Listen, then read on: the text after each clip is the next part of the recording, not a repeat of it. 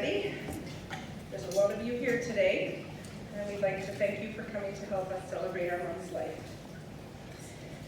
Mom was born on January 31st, 1943 to Eugene and Eugenie Kerfontaine.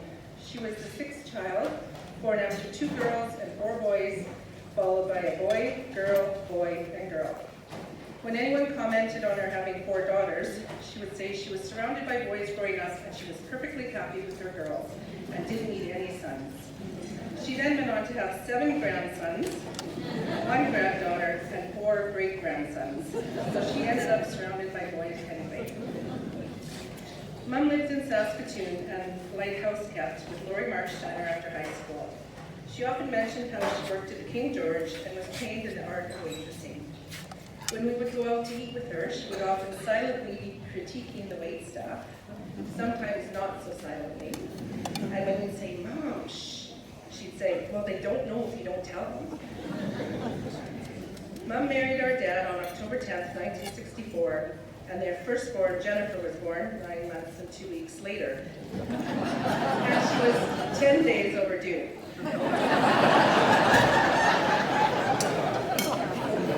Harvest began immediately after they were married, and then Mom and Dad went to Ontario to help his uncle and cousins complete their harvest.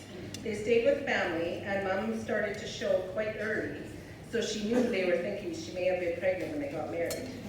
She was very glad when the pregnancy went over the 9 months, just to prove to them that there was no funny business.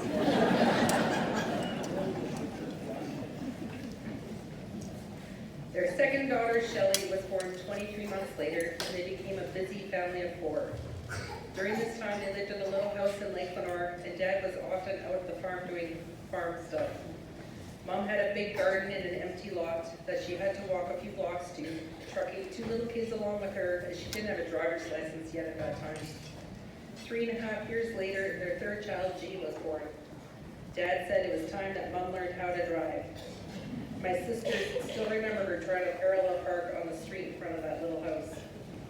She did get her license, but was never really comfortable driving, although she would never admit that.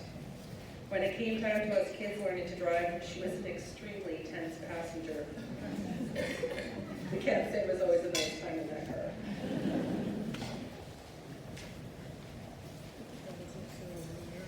Mom and Dad built a house on the farm in 1972, and we moved 3 miles west of Lake Lenore. Here, Mom was able to have a very large garden on site, which kept her very busy, planting, harvesting, freezing, canning to feed the family year-round, and rarely any produce was store-bought. After a 5-year break, Dad convinced Mom for one final try for a boy, and their daughter, Andrea, was born. Mom says she was relieved when she was told it was a girl, as she thought a boy as young as would most likely just be spoiled rotten.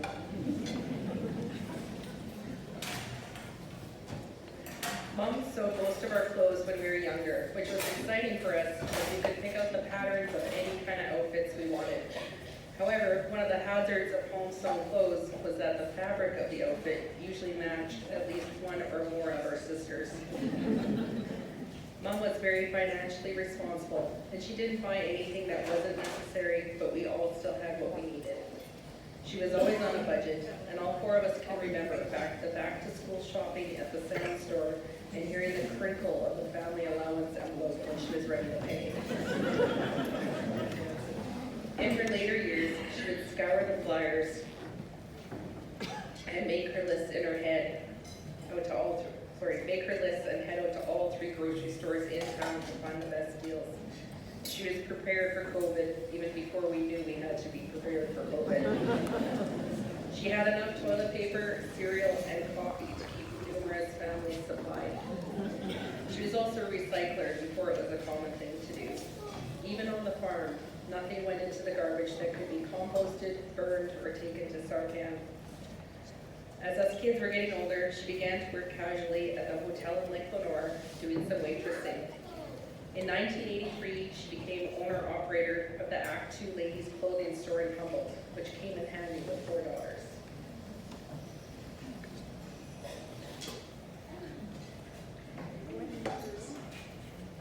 Mom became a widow in January of 1986 at the age of 43. and she had to rely heavily on her inner strength and independence to get through.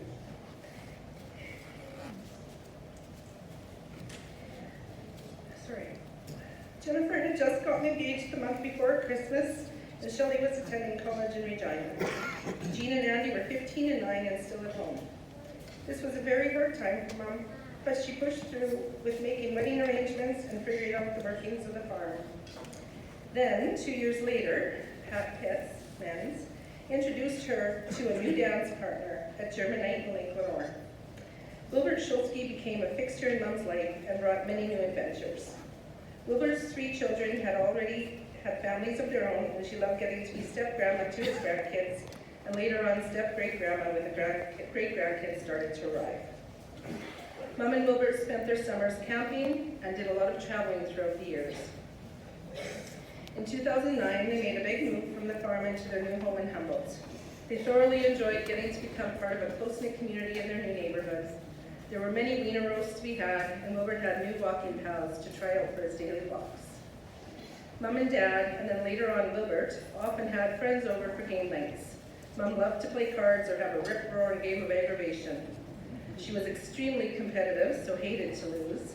Those nights were usually very loud, with a bit of cussing and smacks to the opponents who would send her marbles home, or leave her with a handful of cards. She loved when the grandkids would come over, and there would be time to play board games when they were younger, and then rummy or pokey when they got a little older.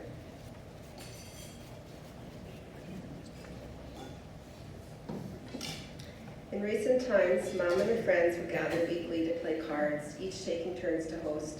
She loved these gatherings as well as entertaining her friends. She would also attend happy hour on Thursdays and bingo on Monday and Wednesday nights at Caleb, and loved telling us about her big wins. Every now and again, we would take Mom on a weekend to Saskatoon and attend the casino or to play some BLTs. We marveled how she could almost always come out ahead, like it was her job to make money. She supported many charitable causes, attending fundraising barbecues around town, buying tickets whenever there were tickets to buy. She was often a lucky winner and would be proud of her new possessions. To put it mildly, Mom was not a fan of technology. It started with having to upgrade her first microwave from a model with a dial to push buttons, and then from a wall-mount corded phone to a cordless one. She compiled many photo albums over the years and was very disappointed when digital cameras came out and we no longer printed out hard copies of photos that she could actually hold and show her friends. She had a digital photo frame that we could send photos to, and she was known to take a picture of some of the photos on the screen and then print them out at the co-op kiosk. When I would show her videos of some of the great grandkids, Mom would often wave at the screen and say hi. Then I'd have to replay it again, and she'd wave hi again, and say, no, that's not them, it's a video. Not realizing it wasn't an interactive screen, but loved it nonetheless.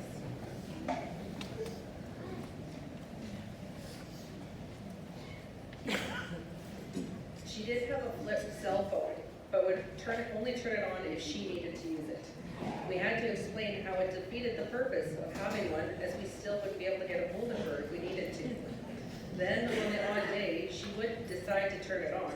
She would tell us that she had her cell phone on all day, and nobody called her on it.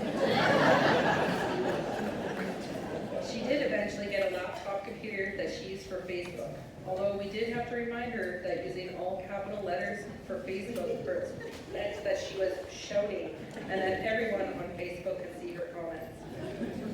She struggled a bit with using the exclamation and question marks as well, but enjoyed being able to keep up with friends and family and seeing their photos. She could also use the computer to Skype with my family and I, as well as nieces and nephews that lived too far away to see often. She refused to get a smartphone, but did learn how to use an iPad for games and Facebook after her laptop wore out. She dug in her heels, though, when we tried to convince her to text, and was committed to keeping in touch with family and friends through cards, emails, and phone calls to wish them a happy birthday, anniversary, or congratulations, or just to chat and see how they were doing. Mom and Wilbert moved into Caleb Village in November of 2021. At this time, Mum and Wilbert had both been battling many cancer-related health struggles over the years, but were still able to enjoy a very full life. They fully embraced condo living and enjoyed many activities that were offered. They were together for 32 years and celebrated their 25th wedding anniversary in January of 2022.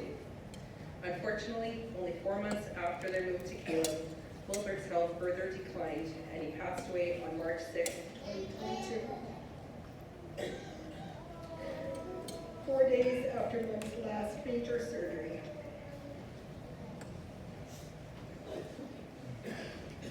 Mom taught us many things in life and was the most independent, strong person we ever met.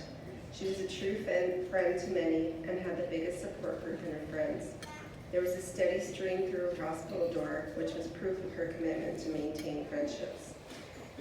She was a source of guidance to her son-in-laws, always ready with some advice, whether they were asking for it or not, like what kind of corn to seed, and not to wear socks on the deck.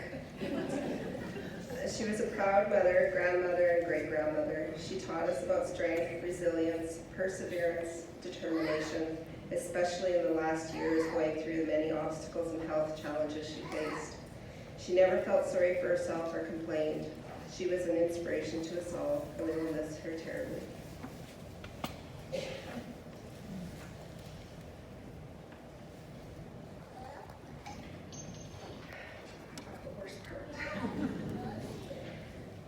We'd like to thank our Schulzke family